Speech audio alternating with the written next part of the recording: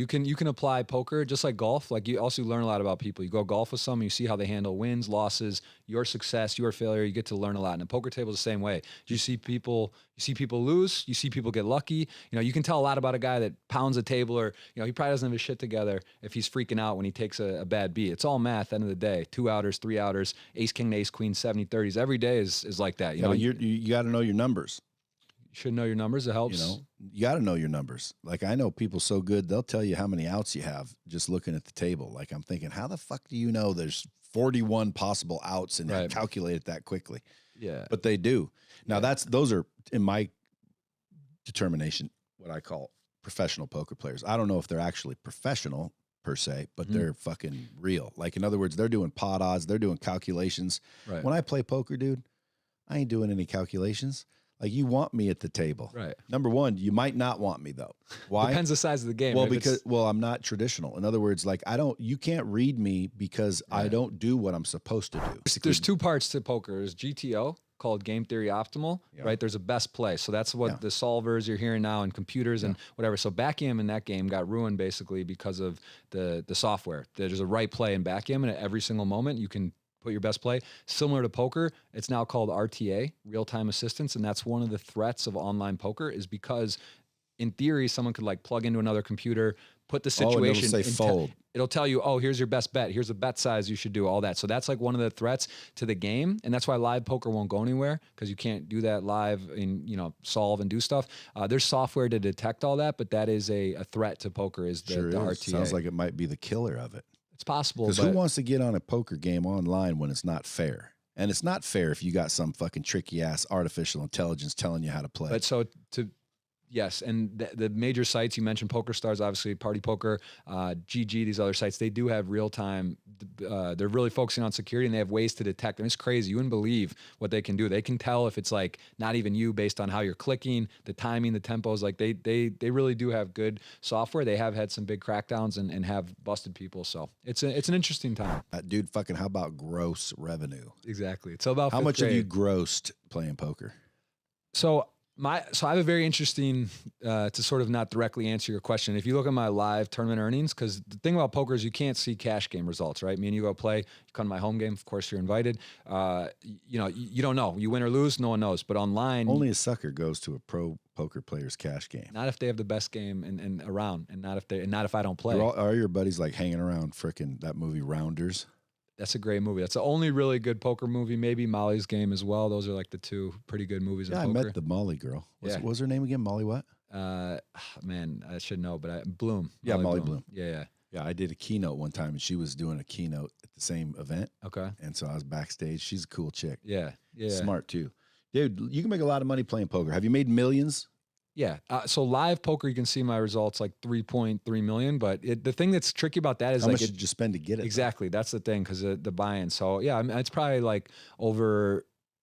Again, this is like 15 years of live poker, so I don't have a spreadsheet on every single buy-in. But yeah, I made 7 figures from tournaments. I've made 7 figures. More in cash. Cash games are more consistent. Tournaments, I could play this right now at the World Series for 6 weeks and be a profitable, good player, and I could lose. There's variance. So in cash games, it's a lot more consistent. You know, like I expect to win 8 or 9 out of 10 times playing cash. Tournaments, you're only going to cash like 15% of the time.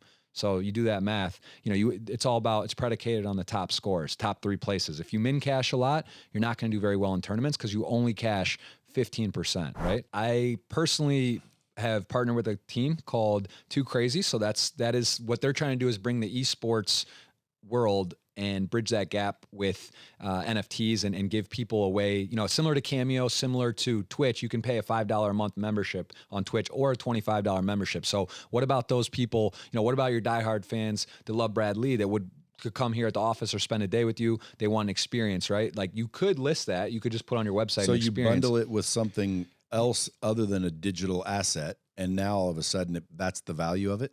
So you bundle it, you would put, let's just say you make 1,000 Brad Lee cards, right? Like NFT cards. And now people can buy it. You set it at $500 and then but why would you make 500? Why wouldn't you just make 1?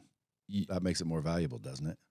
Okay, but then you box out, you kind of leave out a lot of your fans and the people, because like you're just gonna have one whale that's gonna come and he could get a hold of you. Someone tells you, Brad, I want to spend the day with you for 100K and be a shadow on the wall, go have a beer with you. That's not a digital asset. I understand, that's what I'm saying though. But so if you put it as an NFT and there's only one, all the people that really want to engage with you or your diehard fans you're just like completely boxing them out. So like I'll give you this is sort of the model for Too Crazy and what I believe will work and why it's exciting. Let's just take a big, Ninja, popular name in Twitch, right? One of the biggest guys. Ninja, you make 1,000 NFTs for, okay? And now you make like the Willy Wonka model where everyone gets like a generic one, but then there's like 7 that are sort of randomly lucky. So you only pay $100, you make 1,000 NFTs. People like Ninja. They want to have a digital card of him, something that shows like, oh, I paid for that. But now there's a chance because those extra cards, like you get an experience to fly to Vegas, spend a day with Ninja for 7. One of them is a one-on-one, like they fly you first class, you go spend a weekend. So you make the card, the digital, but then you also put an experience on it and you create an element of luck. I got actually an amazing gambling story on a bet. So a friend of mine who lives in Vegas, he bet at a poker table, prop bets. I don't know if you're familiar with those, and they happen a lot in poker. A friend got laid 75-1 odds that when Bitcoin was at like $3,400, he had until 2022, the end of 2022, that it would hit 50 grand. And to your point, the stock was low, right? Because from 600 or whatever, where it was at around that time in 16 to 20 grand, down to 3K, it doesn't look good. That's not a nice trajectory, right? So at the table, they were just hedging and messing around, and they said, I'll bet you 75-1 on 40 grand. So my friend paid 40 grand on the spot, and he had to, if it hit 50,000 by 2022, he got $3 million. And that cashed in like January of this year or whatever. So pretty sick, 75-1 odds bet, and it came back. So how safe is it really? Because like, dude, all someone has to do is snatch you, put a gun to your head, and say, "Fucking transfer me your Bitcoin, or I'm gonna kill you." Then what? Right. Well, that is a problem. And do you know the sports book 5 Dimes? Have you ever heard of that? It's one of the major ones. So it's a big sports book out of Costa Rica. The CEO, Phil, I think Phil Creighton is his name. He got kidnapped in Costa Rica, robbed. They like threatened. They sent his wife. It's a public story. And actually, the guy, a very good friend of mine, sees him every day. Was seeing him every day at school. Goes with his daughter, and they called the wife, said send the money, or else whatever. She shipped like $1 million. Didn't hear whatever, and yeah, they ended up they caught the people, but he died. And there is a problem with, that's one of the biggest things about ransoms and money laundering and all this stuff. Like there is some issues with that and security. So you want to make sure you don't hold it, or you have systems in place where you don't have access to it. But that makes sort of ransom and that type of stuff a little more problematic. That's the dark side. It's not the fun stuff to talk about, but there is some risk on that and security wise in crypto. So got to cover the good and the bad, the ugly, though. I mean, I've had some sick runs, big scores. Actually, how I got into Bitcoin was 2016 December. I won a tournament. I streamed for 25 hours straight online, and I took $500 to 141 grand. I took chopped 3-handed for like a 1,200 person entry tournament, and I was in Brazil, getting married in 2 days. Started at like 8 a.m. Brazil time, finished at 9 a.m.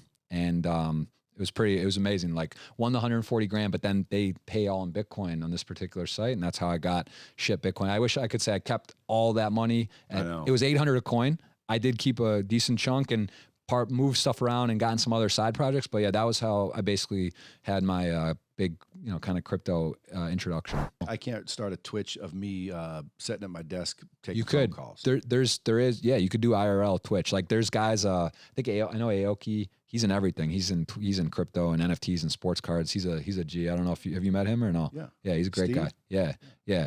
So for example, like there's DJs. I think Deadmau5 has one, or T-Pain. He's a beast too. He's got his whole studio like this, and he's literally in there recording, doing his stuff. And he's got. Could I sure. Twitch this show? Sure.